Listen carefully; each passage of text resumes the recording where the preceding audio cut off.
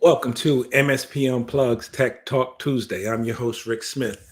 This is a place to learn tips, tricks, and strategies to help you run and grow your MSP business. Whether you're a one person shop or leading a team for the journey, this is the place for you.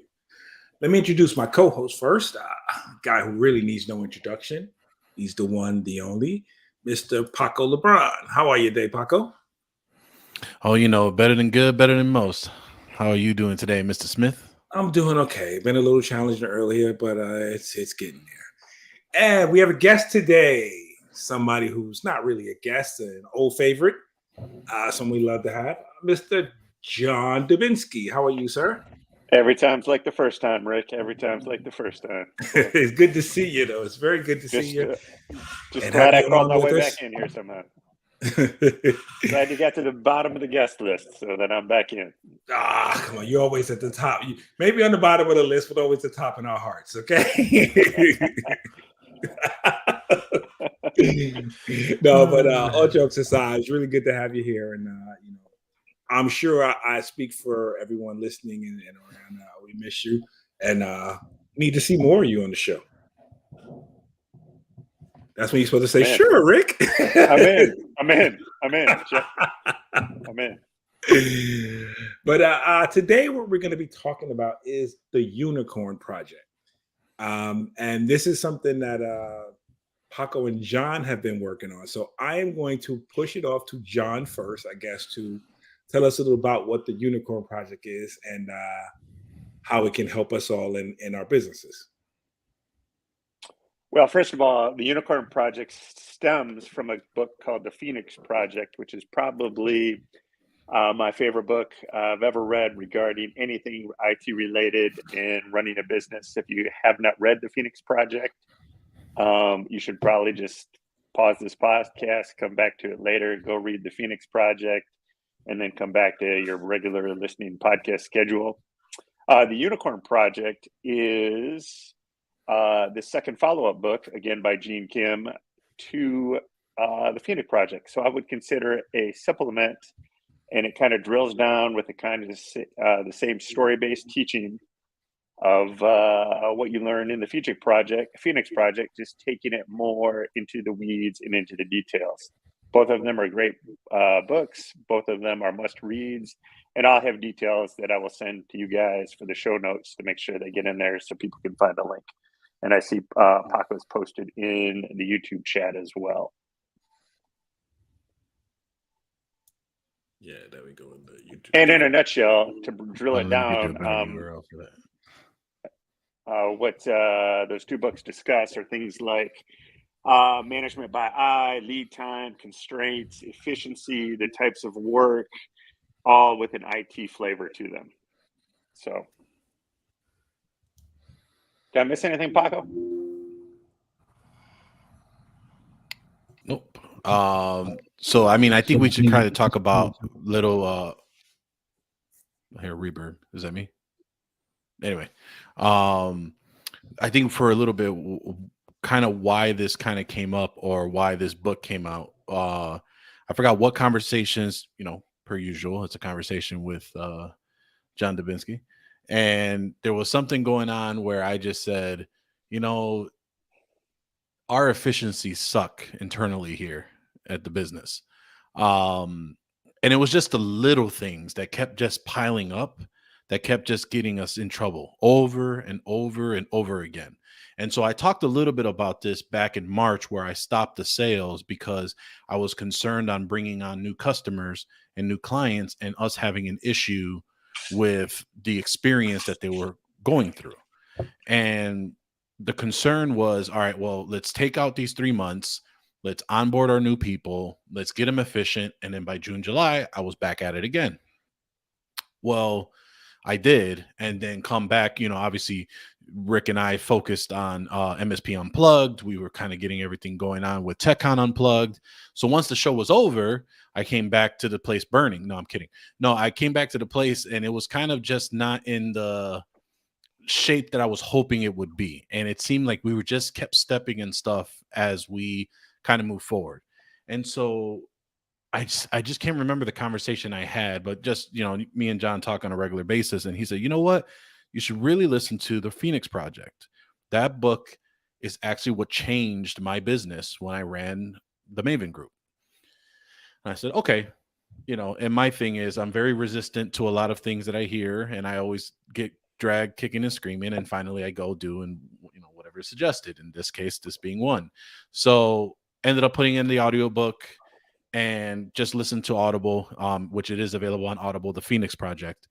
And I will tell you that I am equally in the same camp of what John said, is that this book has opened up the visibility of what we need to do in the business. And so we, even down to this past weekend and just under talking a little bit more, made some changes internally to adhere to some of the things that we were running into, which we'll go into a little bit here in a second. But yeah, Phoenix Project, which in turn called the Unicorn Project, very good book. And again, it's a fictional book, but it does talk about the day in the life of an IT department in this grand automotive conglomerate. Think of maybe like I don't know what's national, but basically like an like an AutoZone that also is a AutoZone. manufacturer. Yeah, It's also a AutoZone, etc. Yep. So, and it's just interesting on how the Phoenix Project was a complete nightmare, and then they went into this Unicorn Project, which was night and day on how the implementation of these projects. So, very good book. It's a very good read. It is IT related, so it's not just a business book that's outside of your field. It actually applies to what we do on a day-to-day basis, which is interesting. So it's definitely a good read, down to the point where you hear a screaming laptop, and you'll know what I mean when you read the book or listen to the book. And the greatest thing about the book, in my opinion, is it's a story. I mean, it's not, Right. You're just not reading business facts. It's a day in the life of a guy doing what we do and running into all the problems we run into on both a large and small scale. So, yep. So you don't have to. So you don't have to drown in a bunch of technical boredom to get through them, I guess is the point. Right. Okay. So here's the question: how do we take what's in the book and apply it to what we're doing now today, or how we're planning out going forward? So you hired John Dubinsky for the high price of $19.99. But wait, if you order now, I've taken a thimbleful or a shot glass full of some of the things that I've taken away from the Unicorn and Phoenix projects, and I'd love to talk about them tonight a little bit. Things such as simplicity, constraints, lead time, standardization, and the types of work. And there's only 4 types of work that we all use. And Paco has been gracious enough to allow us to pick on ProdigyTeks and talk about the things that we've been changing. Surprise, surprise, if nobody knows, I've been working with, I should say for, Paco at ProdigyTeks and trying to help him do some of this. Not that I'm a super pro at it, but I tell you what, I got a lot of experience, and it's a lot easier to drive the bus when all I have to do is honk the horn. And he's doing everything else as far as changing the oil, steering, braking, gas, opening the doors, waving at the police officers, everything else. All I do is toot the horn and say, "What the hell are you doing, Paco? Go faster, slow down." So that's great. But, we can jump right in on a lot of this. And that's my thing. I want everybody listening to get some effective stuff they can do today and take away some value. So let me go when you guys want to roll and we can jump in. I think for us, maybe we can talk about how we kind of came to this point, right? Because I think there was that one meeting that we had.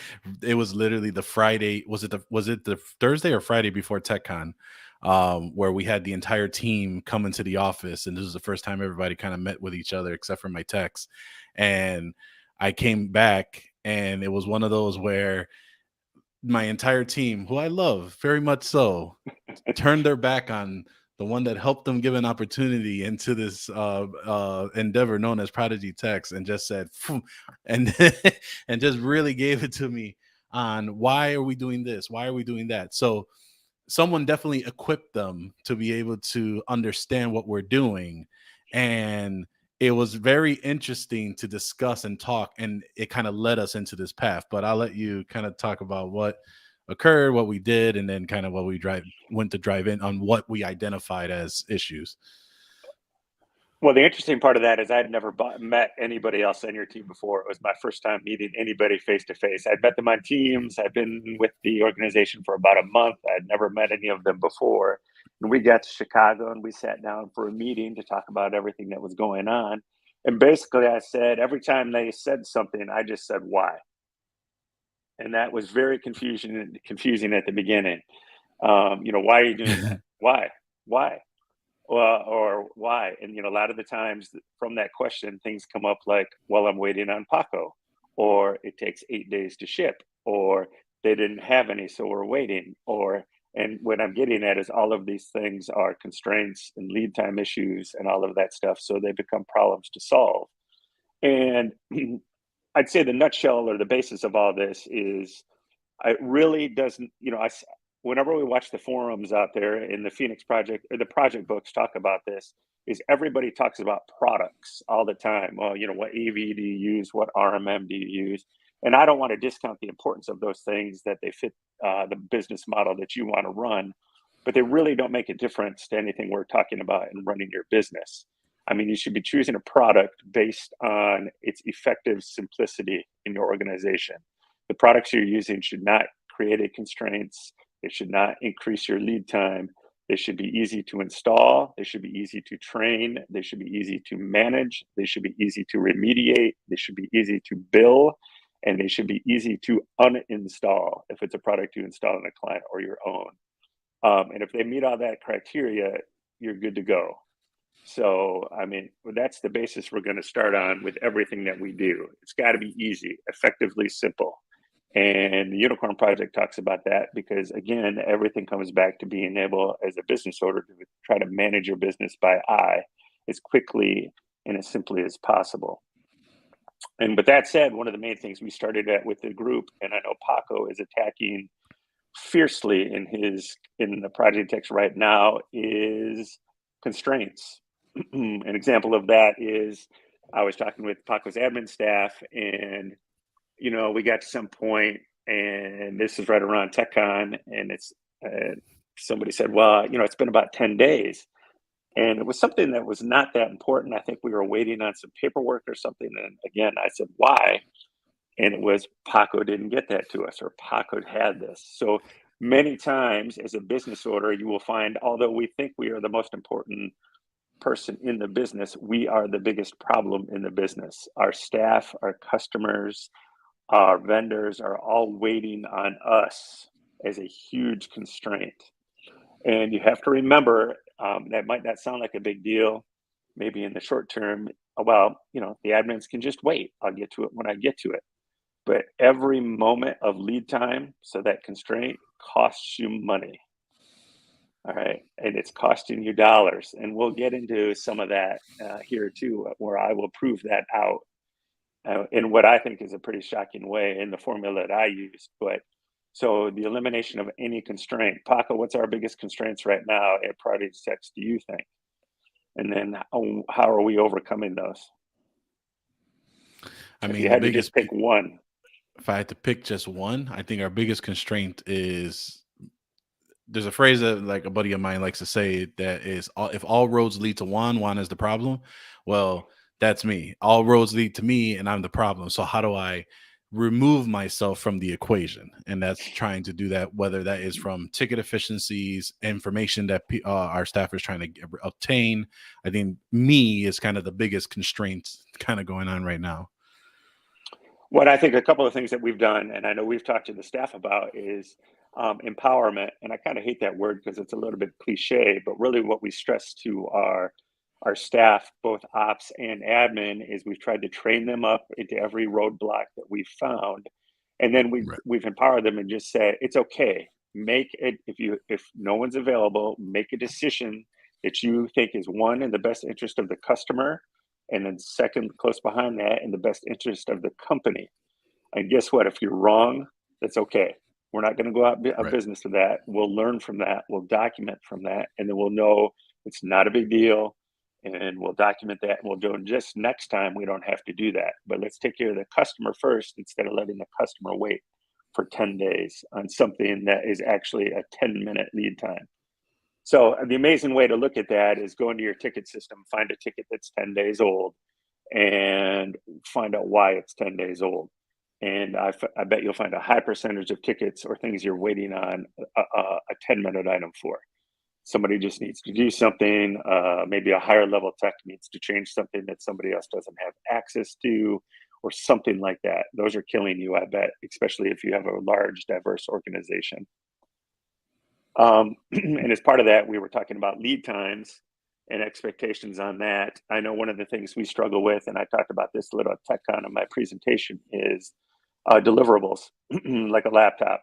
So everybody knows the expected delivery time for anything in today's world is 2 days. Thank you very much, Amazon. I would say maybe I'd give you 4 days with deployment, meaning they get a laptop that's totally set up 100% for them, whoever that end user is. I do know, and I've talked to a couple companies, and I won't call them out because I didn't have their permission here, but there are some of our peers that were at TechCon that do it in 2 days, and they do it consistently. And we'll talk about how and why they're able to do that. But if I had to talk about lead time and lead time reduction in this, there's 2 ways to look at this, and there's the big distraction that we'll get to on the end. Some of the newer vendors out there for hardware, and let's talk about endpoints, meaning laptops and desktops to be specific. There's a couple companies that are newer. They're kind of a white box model branded with their brand, and they have a very nice hardware model, but 3-year warranties.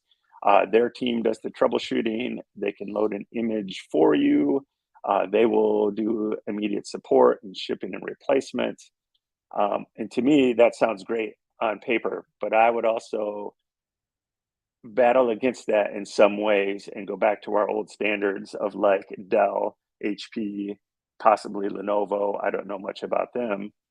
And I would suggest they have the exact same services, or you can set up those things yourself. But a vendor like Dell, which I'm very familiar with, also has a huge third-party parts supply, many different repair depots you can partner with, many sources to buy product, extended support either from Dell or other third parties, extended support for their hardware, meaning BIOS updates. I remember I was getting BIOS updates on machines 4 or 5 years old from Dell when I was doing this. They have a huge refurb. They have a huge depth of product line, and they're proven. So the other thing I always like to hang my hat on is, what if a vendor I'm using goes out of business? I wouldn't expect Dell to go out of business, but I didn't expect Compaq to go out of business or go away when I was in the industry. But in my mind, if Dell was to go away, somebody would gobble them up like that. So you have 2 things to consider there on what you're going to do. The reason I don't like the top one and some of the things that sound good, and we're talking about lead time, is I don't think a customer wants another third party to call for support on a hardware product. Meaning, if you took your car to a garage for service and that garage said, okay, call this company over here to get your parts, and then go over here and call this company to pay the bill, and then drive your car over here and they'll install it, that would frustrate you. That's the same thing that frustrates our clients. So the idea is to get in line with a supplier where you can reduce your lead times. So if we have a lot of places to get parts, we can get those parts quickly from different sources. If we have different places to service the laptop, we can send them off. And when I talk about this with other guys in the community, I always get a lot of feedback or fights when we get in the weeds on this about, Paco, what's that OOBE, out of box experience that we love so much? Ubi. Oh, Ubi, yes. And yeah, on paper to me, that sounds awesome too. But the thing I got is, when I was doing my Dell laptops, whether I got them from Dell or whether they're refurbs, I always had problems with factory images being stable or not jammed up with junk, even from business class laptops. So there's another consideration here that I tag on this with lead time is, what driver stack are you using? Are you using the manufacturer's driver stack, or are you using the Windows driver stack? For standard laptops, I use the Windows driver stack so that I can just use Windows Update for drivers and never have a problem.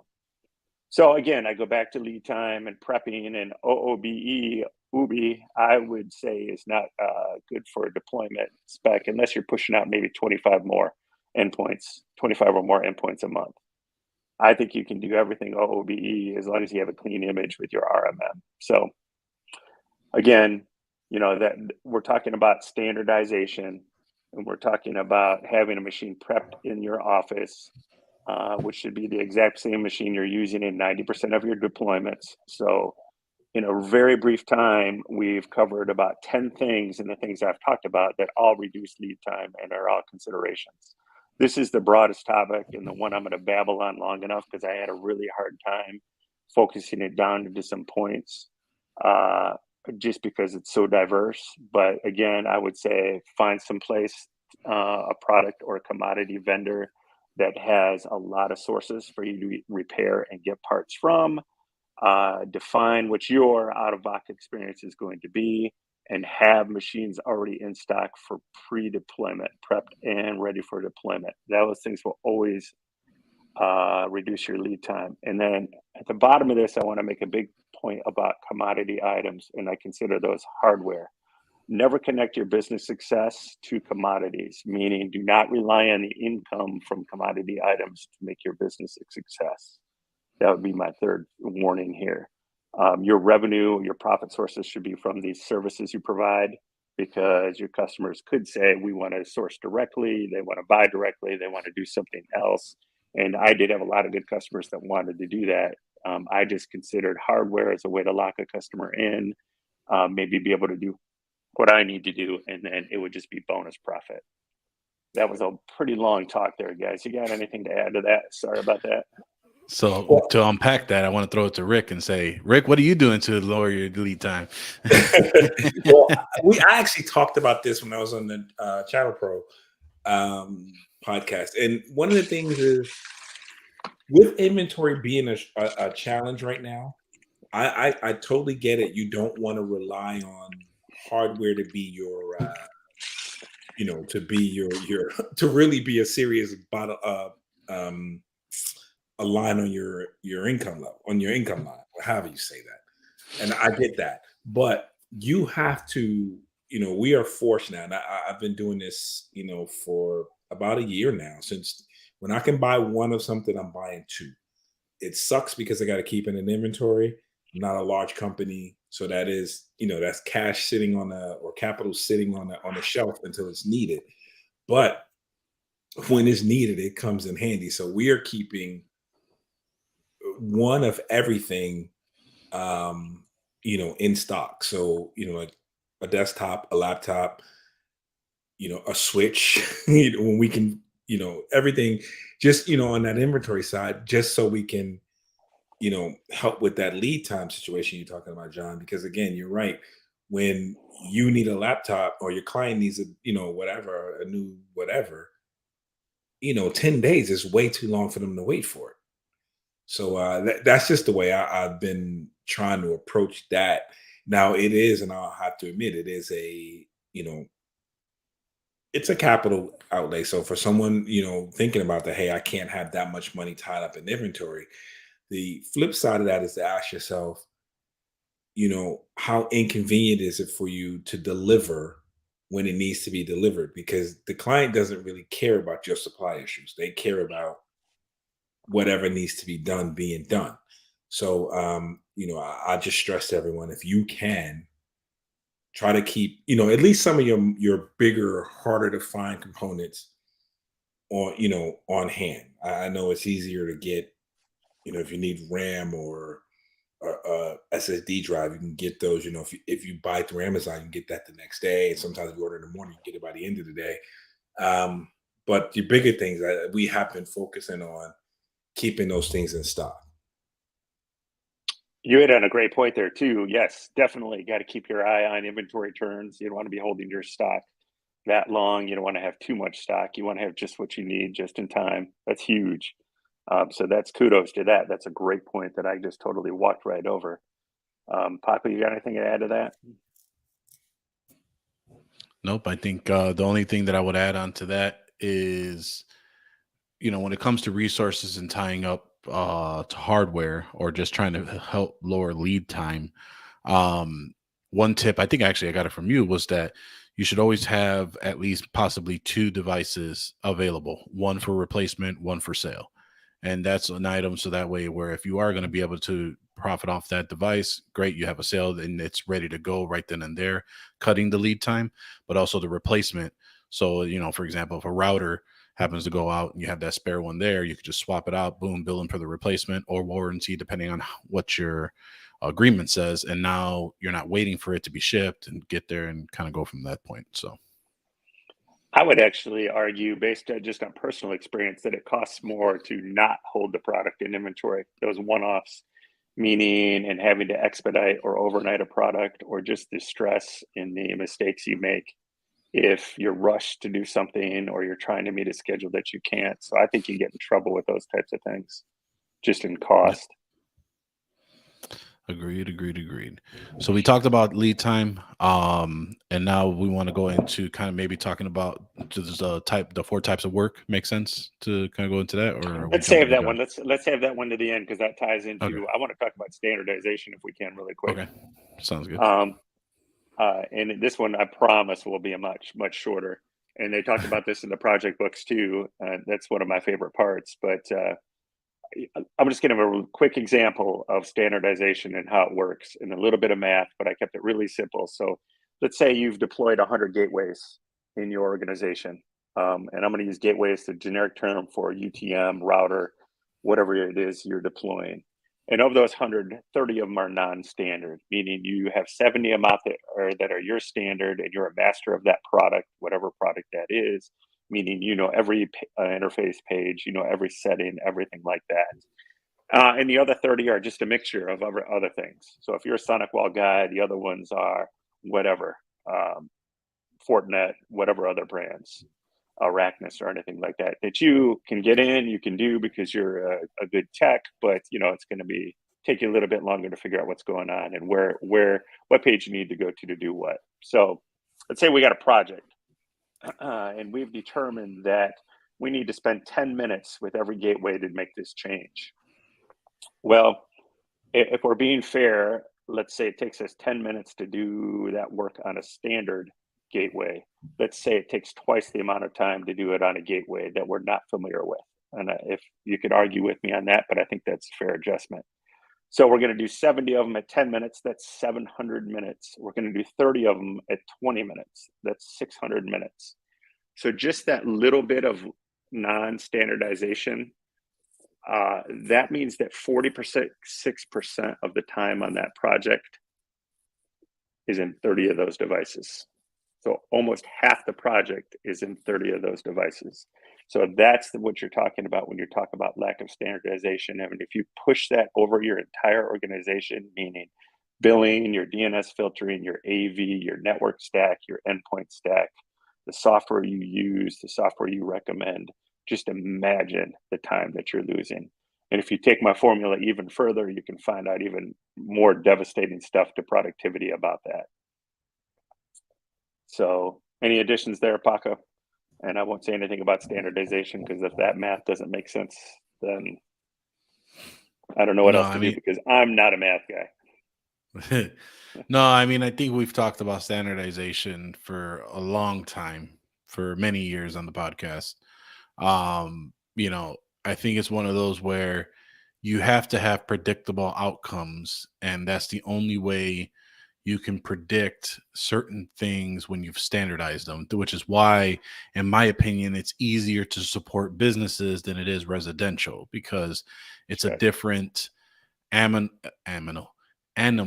every time that you look into a break fix client or a residential client, because maybe they don't decide to go with your standard, or they do decide to flip over to what they found was on sale. And whereas with a business, it's multiple of the same things, setting it up. They're looking for you to advise them if it's a good client, so forth and so on. And that's really where the standardization really takes place, on really trying to focus on how do you make things easier for yourself so that it's going to make your client's life easier in the long run as well? Yeah, no, we haven't even taken into account all this support problems, the support waste and constraints that leads when your stack is not standardized either. So, And the tech debt Rick, to get rid of that as well. ooh, tech debt, love it. Yeah. Rick, that's the anything to add to challenge. standardization? No, I mean, I think about it. That's the challenge, and it was one of the things where I think we don't initially you don't view it as that important of a thing to have, and then later as you go through, because I'll just say it this way. I'll speak for myself. When I started, as I was doing this, standardization was not necessarily a priority for me, right? You get what you get. You know, I was getting what I got, and then I realized I was all over the place, and then that leads to inefficiency. So it goes back to now. It's like again, you definitely have to when it comes to hardware, when it comes to your I know we haven't gotten all the way there yet, but your stack, how you deploy your stack, how you manage your stack, it all needs to be standardized so that you eliminate a lot of inefficiency, you eliminate basically a lot of waste. So it's a for me a continuing ongoing project, but one I am working hard to implement and continue to strengthen. And the last little thing I'll tack onto that is just, documentation. And I'll put the link to the documentation presentation that I did at TechCon in the show notes. Shout out to TechCon. Ooh, ooh. But just imagine doing documentation when you have non-standard deployments. I mean, I'm in charge of documentation for the best IT organization in Greater Chicago area. And I'll tell you what, it's a full-time job. So in the end, all those above things and what the Unicorn and Phoenix Project teaches really so that business owners can manage their organization by eye. So you can look across your organization, whether that be at some dashboards, at your people, walking through your inventory, so that you can manage everything by eye quickly to see what's happening, so that you can make quick decisions with short lead times with no constraints. And Paco, I will now hand it over to you to talk about the 4 types of work, which is really the meat of this conversation. Can I just say, I want to jump in before you go there, Paco. Sure. I want to make a point about documentation, something that came up over the weekend. It's life. Yeah, you know that. But I have found that a lot of times we don't particularly policies and procedures have become a challenge when you have to write things out all the time. You have to standard. It becomes sometimes it's a pain. Let's be honest, it's a pain in the butt to necessarily have to write out steps, right? To have those for for yourself first and foremost, just to refer to, and then for your organization. So my tech asked me on Tuesday for some instructions on how to do something. I tried to explain it to it, and then sat on the phone sat at my desk and tried to write it out. Then I thought about it. I opened up Loom and I did it and I recorded it, placed that in the documentation and gave it to him as a reference that way. So I only brought this up because when we talk about documentation, and we always talk about one of the things I struggle with most with documentation is not documenting client stuff, but documenting Renactus's policies, procedures, steps. Renactus's documentation is probably where I fall weakest at. So my solution to that now is to try to record in a quick video the steps that I'm doing, the policy, the procedure, whatever it is that I'm working on. Do it that way. Use that library as our living document as to how things get done in the company. And I'm going to encourage the rest of the staff to do the same thing so that we can all have that, because so I just brought that up as a means, because sometimes it's harder to physically document or write it. And so I just thought that might be a little help to somebody. Well, I would encourage anybody that something is better than nothing. So yes, if you can at least do some video and all that, that is awesome. For sure. I mean, we've started our documentation in OneNote of all places, of a place to get started. We started in Hoodoo. We didn't really like Hoodoo. So we brought it down into OneNote. We're transitioning some things into Synchro. We get a big powwow with Synchro coming up in a couple weeks to figure out where things are going on the documentation side of the house. So, I mean, it's been great. And actually, we actually have some staff using our documentation, which is very encouraging. And it's a thing that I would tell anybody now that I'm a month into documentation for ProdigyTeks is that it is sort of like a snowball rolling downhill. The more documentation you produce, the more people use it, the more value there is. It kind of just grows on itself. The more enjoyable it is to produce, the more staff want to produce their own documentation. I've found the more we talk about it, they want to say, well, I often get now, oh, I'll write that up. I'll put that in there. I'll do that. Oh, it's almost like they want to get it in there so they can say, yeah, I did that. So I find it's kind of imploding on itself in a good way. So I don't know if that's just our organization, but I am finding that, and we've used it for a lot of things.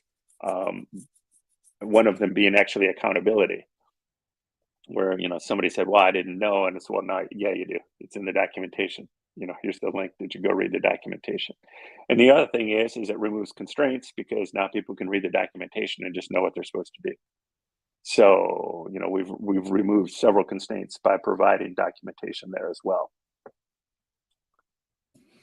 Yes, it's huge. It's never done. It's a huge. It's yeah. You got to embrace the suck and just start somewhere and get it done. And every time Paco talks to me, it's like, yeah, I should probably make that. I should probably write some documentation on that. Every word out of Paco's mouth, no matter what it's about. Yeah, I usually end up saying, yeah, I should probably write something up on that. So yeah, it's never ending. I have a whole list of probably it'll never be done, but we'll be better for it if I get 50% of it done. So amen. Yeah, the top two things I tell John is that he uses the snowball effect. I say crap rolls downhill. And the other piece is, and then we have, I forgot what the hell I was going to say next, but it's on the pile. So the pile is ever elusive to get that going down. But what I'm super excited about is we were having a conversation on how the way we were handling ticketing in Synchro was not working. Can we there talk was about a lot. That? We can talk about that. Okay. Because I think it's traditionally what everybody does for ticketing. And I think what you came up with is brilliant. All right. Okay, I'll run with it. So traditionally, ticketing, a ticket comes in. Bob says, I can't print, or Bob says computer problem. And that's all he sends to the ticket is usually the way it comes in, right? They never say what the problem is. Writes. Yeah, Bob writes computer problem in the subject line. It says, I need help in the body, and sends the ticket in. So our admin engages with Bob, reaches out to Bob and says, what's up? Changes the ticket. No. And then would just make a note in the private note field or in the notes and say, Bob can't print. So then we would reassign that ticket label to a printing issue, assign it a priority, standard in this case, and assign it to a technician. That computer problem ticket would then roll downhill to a technician, would then either have an assigned, well, in this case, would have an assigned contact time or meeting with Bob to take care of the printing problem. And I think that's pretty much how traditional ticketing works for most companies.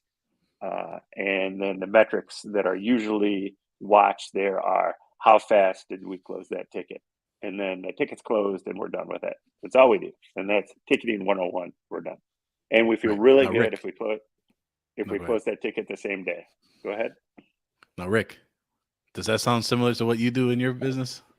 Almost. Hey, but I'm different than what we've mentioned. Huh? What do you do different than what we mentioned? Well, I try to get it is the same process, right? I've been trying to push people to the portal, because if they use the portal, they have to click a actual problem, right? They Sure. have to click the actual problem. So Now, what it are the helps problems to, you've listed? right? And usually, sometimes, of course, whatever they click is not what the real problem is, or whatever. But yeah, it is the same thing.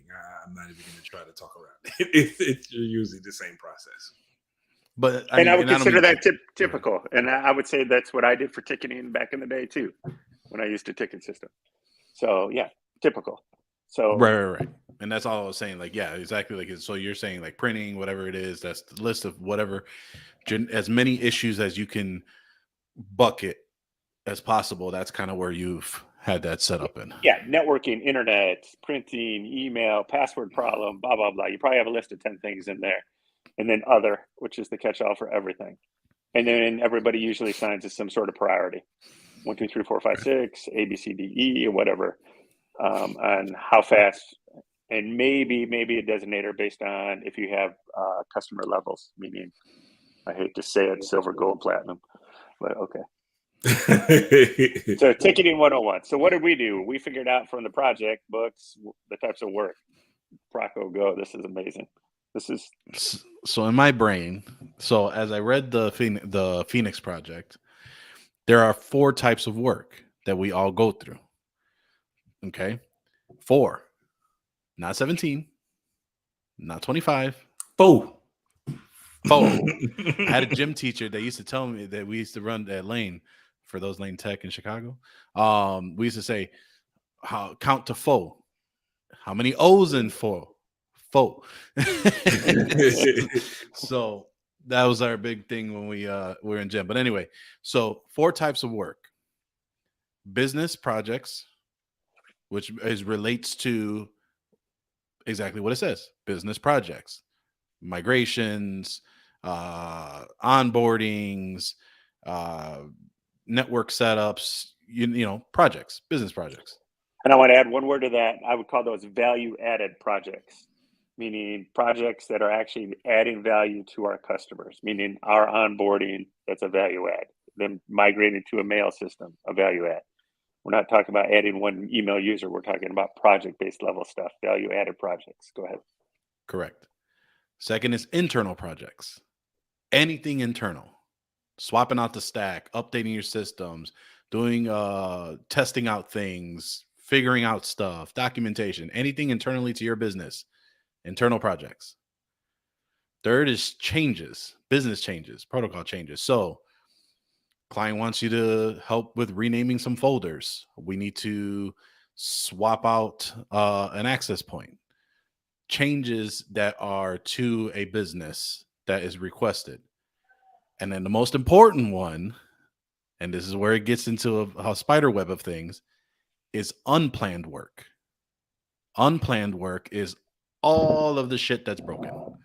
So anything that comes up, anything that it wasn't expected, obviously unplanned work. But here's the fun part about it, and you're going to agree with this, Rick, is unplanned work torpedoes the other 3 points of work.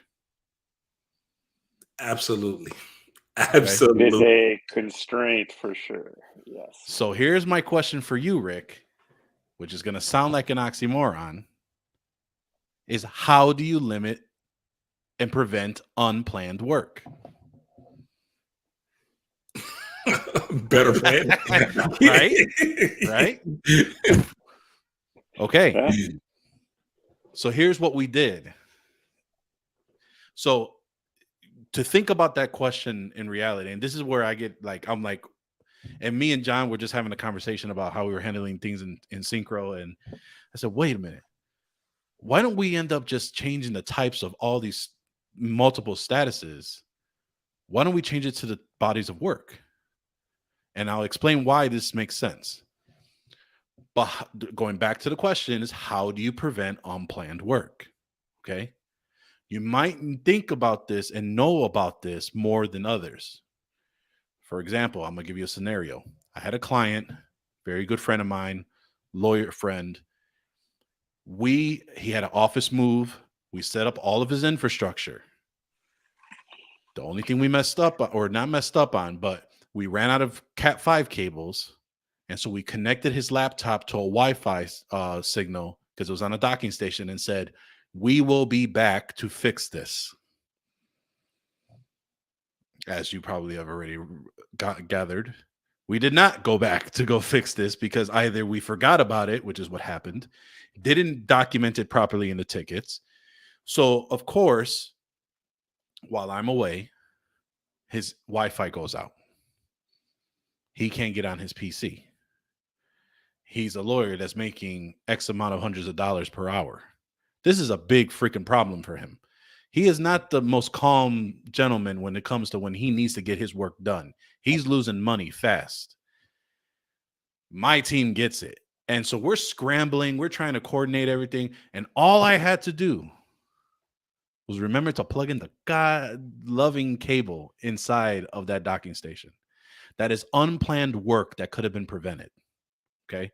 Which goes back to standardization, which goes back to documentation, which go back to understanding what you're doing for your clients and doing what that I preach all the time, customer experience. So before I go into tangibles, John, did I miss anything? No, that's a great example and where we're taking it. So let me ask this. You call it unplanned work, right? Yep. In my mind, I'm saying that was preventable work. Like that was, and I guess that's the same equivalent, right? Because all unplanned work can be prevented.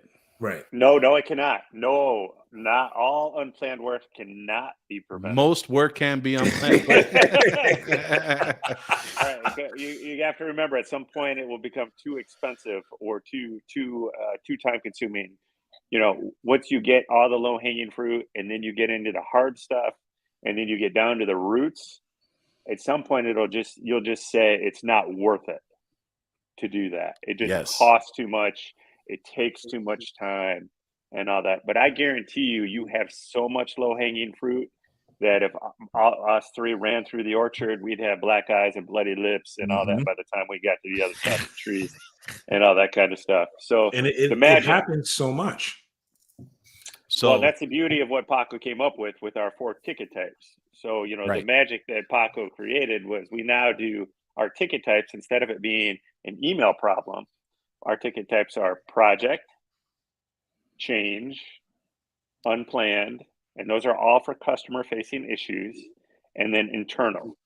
And the one thing that and Paco, then I'm going to hand it back to you, I'm going to hand it back off, is the one thing that our staff struggled with was change.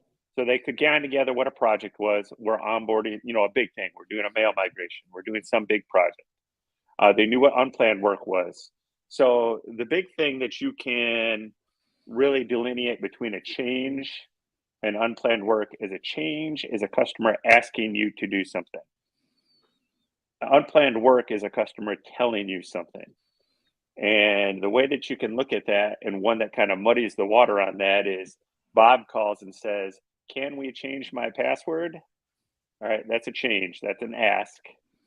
But if Bob calls and says almost the exact same thing, but says, I forgot my password, that's unplanned work. Mm-hmm. Now, and this is where the little bit of organizational, this is where leadership comes in on this.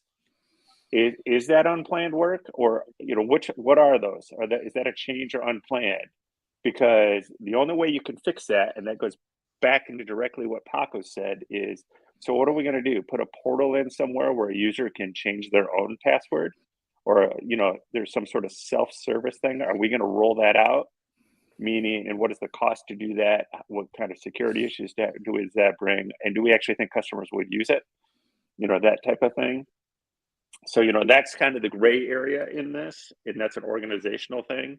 But really, a change is an ask, and unplanned is a customer's telling you there's a problem, or a system is telling you there's a problem. Like your network monitoring says the gateway's offline or the cable modem's offline. So that is unplanned work. Right. So, okay, and just to be absolutely 100% clear, we still do assign a priority. Our priorities are 0, 1, 2, 3. Zero priorities are our zero priority is all hands on deck. The volcano has erupted and I mean, everybody gets notified in Teams. Paco gets a direct human call, not just a text. The admin staff has to hear Paco's voice about a priority 0 and a priority 3. Totally on the other end might be an internal project that Paco and I talk about and we'll soon forget, or something like that. So at some point. let me ask this question: on the client side, what do they see? Do they see unplanned work when they're submitting a ticket? What do they see? No, they just see the problem they submitted. Okay. And the information that they don't see anything about our rating and how we're coding that. Okay. How it's coded internally, you guys see the rating. We do. And then within the ticket, we do have a custom field or a field in there where we do track the type of problem, meaning printer, email, internet, network, whatever. We do have several of those because that's important. But I'm going to hand the ball back to you, Paco. And we're the magic. Now the magic happens. as I missed my my mic there. So I'm only going to talk about, because obviously we're using Synchro for the PSA. This is me working out the steps of what we did in Synchro to kind of get the more tangible for those that are trying to do this. And we're going to explain why this is important. So what we did for issue type, or the issue category, that is where we changed the 4 categories. We have, again, business, internal, project, internal, changes, and unplanned. Those are the statuses of issue. Okay. Now, or under issue. Under custom fields, we created a custom field type that now lists all of our actual type of issues or items to work on: onboarding, hardware, VoIP, billing, printer, software, consult, backup, internet, email, project, network, on-site ticket, and there's some others there that I got to clean up. But those are essentially the statuses that are custom fields that we have lumped into against those issue types. Now, the question becomes, why are we doing it that way in customs? Okay. Here's why it's important. For those that say Synchro's reporting is not up to par, pound sand, because they came out with 2 great reports. The reports are called, and they are new. They are called Ticket Efficiency by Customer and Ticket Efficiency by Technician. Okay. Now you might ask yourself, well, what does that mean to me? Well, if you go by Ticket Efficiency by Customer, you now have a breakdown of what you can see as the 4 types of work.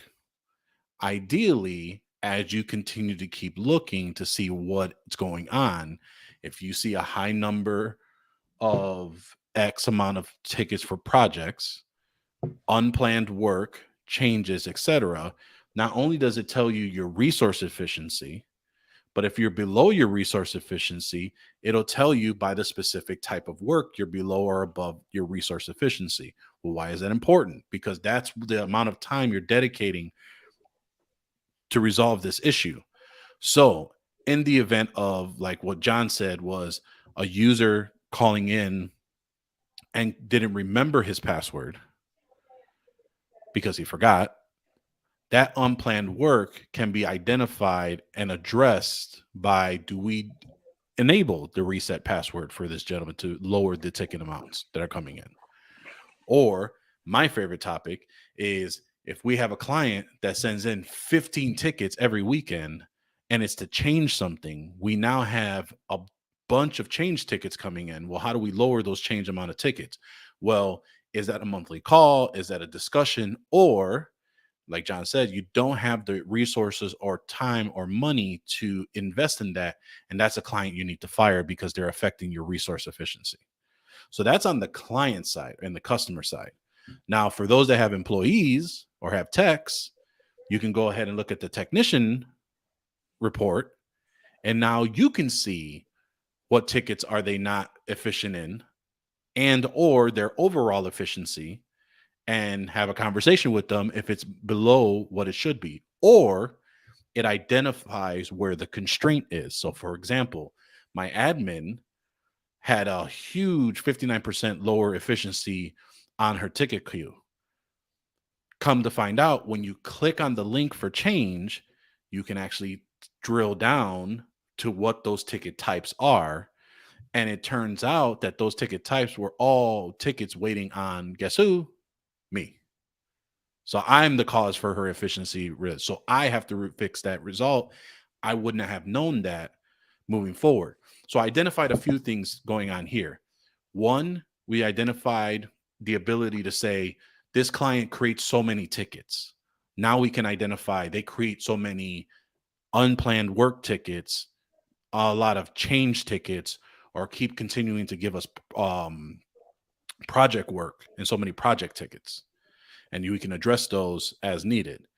Two, it allows you to go ahead and really understand the efficiencies of, do you need an additional person? Is someone not up to par than another one? Is your team getting the workload spread out evenly? And are they both batting up to the plate? So these are things that allow you to really figure out a pulse on your customer. And the most important piece about this is going back to the ticket efficiency for the customer. If you are talking to your clients, or if you have an account manager, if you have staff, you have the ability now to give them actual ammo to be proactive when they do their check-in call without being reactive and finding out. And then now he or she is getting caught on the crossfire because you weren't told that something happened for 2 weeks and it's been a big issue. Now you can see, we had a lower resource efficiency. We've taken long on these tickets. Hey, we have 85 unplanned tickets in the past week. What's going on? It allows them to drill down. They've informed themselves. Now they can be proactive, say, hey, look, sorry, we screwed the pooch, but this is what we're trying to do to make it actually better, and have those meetings and have those talks. Or like for those that are doing it by themselves, now you can see, probably shouldn't tell them about that price increase that's happening right now. So we probably might want to wait a week or two till we get that solved. And then we can tell them that we're going to go ahead and give it to them. But, that's where I'm going to tell, that's what I'm thinking, that as far as that control, you now have a living, breathing pulse of not only your business, but of your customers through what we like to call the Unicorn Project. So that's my spiel. And I got to add to that, the beauty of this being, maybe I call myself the consultant for ProdigyTeks, the guy that did this. I've been driving Paco to start in 2023. Not that he doesn't do this already a little, but what are we going to bring to our customers? What one thing are we bringing to our customers of value every month? It can't be the same thing, but Right. we want a value item to bring, and this is definitely going to be one of those. Meaning, we noticed. Let's just keep it super simple. Bob calls in again. He can't print, and we see that he's got 4 unplanned tickets this month about printing. And maybe it's just dumb stuff, meaning he's kicking the cable out on the printer, or what are the toners out, or just stuff that is easily to remediate, but we still have an unplanned ticket. Well, the idea is then, well, we can get on top of that and say, well, Bob, why can't we just have you print the Jim's printer too? We'll just set up the printer share so that if something bad happens, you can print the Jim, so your stress level is way down. And then we'll have to figure out, in the meantime, we got to have an extra toner there. What is the problem? Like, let's talk about that. So that's value. Just getting Bob to be able to print again to the same old printer, and he's going to call back in 2 weeks with the exact same problem. That's not value. Giving Bob alternatives so that if his printer goes down, he can immediately print somewhere else to relieve his stress, and or figuring out those level 0 issues, or the point of the issue, meaning he's kicking the cable, he's out of toner, so we have a backup toner, or whatever that is. Those are value items. So, and that's why customers will stay with you. That's why customers will pay more, and that's why customers don't think about leaving, and talk about you to their other business owner friends, is when you bring value. And that's what this does. And the great thing about it is Paco can now visually see that and deliver that easily with a couple of clicks. And by eye. Managed by eye. High five, man. I'll send you a nickel for that one. That was good. Okay. Well, okay, as we're coming up on the top of the hour, so it may be time for us to get ready to wrap up here. Paco, I'd like for you to do one thing for us. Can you name those four again? Just Absolutely. Rewind to the beginning of this episode, and you can business projects or project, internal projects or internal changes, business changes. Yeah, business changes. Unplanned work or unplanned. Okay. And of course, I focus on the unplanned work because that's what we see all the time. But Right. I get it. It's a very interesting way of looking at things, and I think for all of us, it's something to think about and to plan for going forward. So I think we should. This is one of those topics where we should revisit. And, I'm sure there's much more to this that we can dive deeper into. So I think I would love somebody else to come on the show that's using a ticketing system, talk about the way they do it, maybe poke holes in our ideas, or find out if they've implemented some of the stuff we've talked about, or find out how they're getting the information that Paco is now getting out of the system they're using. That I think would be interesting in how they're doing it. I think if people have interest in what we've talked about, and I know some of the topics were, they're pretty big topics that we tried to condense as small as we can to fit in this hour, post in the Facebook group. We can do shows, or, I'll be happy to do anything to answer any questions about that. I believe so importantly that this is how you make money in your IT business, is the things we're talking about. It's not so much the tech, it's doing this stuff, improving the value to your clients. That is how you're going to make it, and what's going to set you apart from everybody else that's doing the exact same thing as everybody else.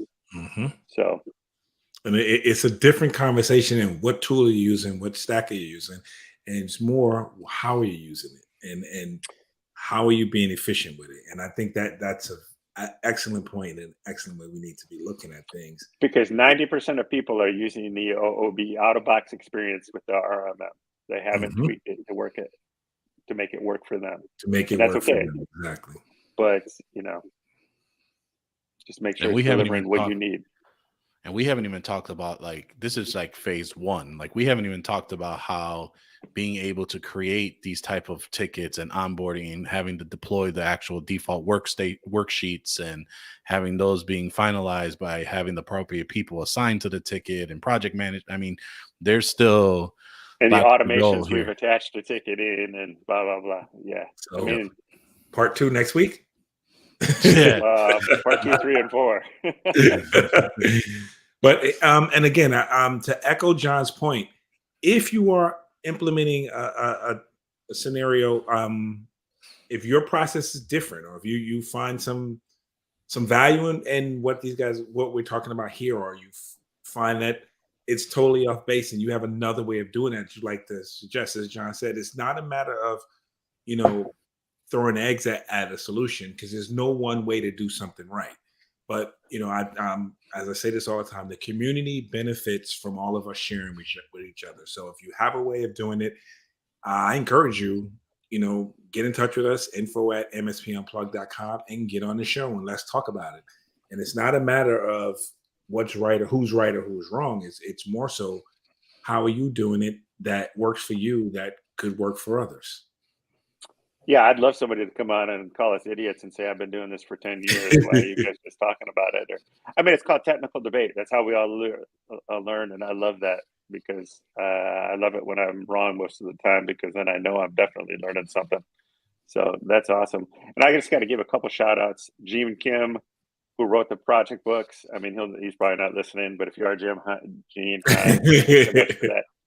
Little shout out to Andy from Synchro, Cormier, is that how you say his name? Because I think he's the one that told us about the new reports coming, that I think maybe jogged and started a little bit of this, and us thinking about how we were going to take advantage of those reports in Synchro. So shout out to Synchro for, making us better, or helping us get better. So that was cool. Anybody else I missed, Paco, along this little journey we had, this little epiphany? Nope, just the amazing team over at ProdigyTeks dealing with our changes and mess that we always keep doing. So, that's right. but that's the nature of growing, right? You change a little bit, you learn, you make some changes, you implement them, and you grow. So that's the way it's got to be. So, guys, I think we're going to wrap up here. So I'll ask any final words, Paco? Just if you are in the MSP Unplugged community group, there is an RMM chat that is happening Friday, correct? So if you're a part of the group, we'd love to see you there. It should be a good one. We are doing a continuing the conversation from TechCon Unplugged. So this is going to be a good one to discuss RMM and everything about RMM and why you shouldn't have RMM, etc. So definitely check that out. The only other thing is we have had a couple questions on the Patreon. It is still in progress. Unfortunately, Patreon made a couple changes on us for us to do what we originally wanted to do. The plan was that we would make it a monthly subscription versus the $1 per episode. Somehow that is not available, so we will continue to let everybody know what that plan is by January 1st. But again, the idea here is to ensure everyone who has supported us, that has purchased a ticket or supporting us through the Patreon group, has all the access and the early access to things and the new things that we are coming out and some cool things that we have. And it's fair to those that are supporting us and those that are not. So making sure that we be fair to everyone involved. So more to come on that. But that is kind of the plan for the go live date of January 1st. John, any last words? No, hit me up in the Facebook group. Look forward to it, please. Plus, if you got any questions about what's happened with Patreon or you need me to pass something on to these fine leaders of the MSPU community, just let me know. Yeah, we definitely could use your feedback with what we're doing. There will be a couple of polls out. I encourage everyone to take advantage and give us some feedback. Again, I'll say this: Paco and I, we come up with topics, and we talk about our day, talk about topics that we think are relevant to what's going on in the community right now. But we'd like to hear from you. So if you do have suggestions on things you'd like for us to talk about, again, the biggest thing I'm going to say is I encourage you, everyone listening to me, come on the show, share some knowledge, let everyone get to know you, get to know us, and I say this all the time. We don't know everything, and as John tells us, the one thing we don't know is that we don't know everything, and we're not passing it off as being experts. What we're passing off is just information that we have that we just like to share, and I'm sure there's more information out there in the community that can be shared. So I encourage you, go to info MSP Unplugged. And one of the changes is we're going to make the booking process a lot easier. Just be able to go to the website and book your time and get on the show, and that will be coming with our new January 1st rollout of all the other changes that are coming. But everyone, I do want to thank you. Tune in every Tuesday and Thursday. Watch the video podcast on youtube.com/MSP Unplugged. We need you to like, subscribe, hit the notification button to be notified whenever a new episode's available. You can also take us on the go. As Paco said, which I found very great, if you believe we only have the face for radio, you can just catch us on your favorite podcatcher. We're on Amazon Music, Spotify, and Apple Podcasts. I'd like to thank you for listening, and we'll see you next time on MSP Unplugged.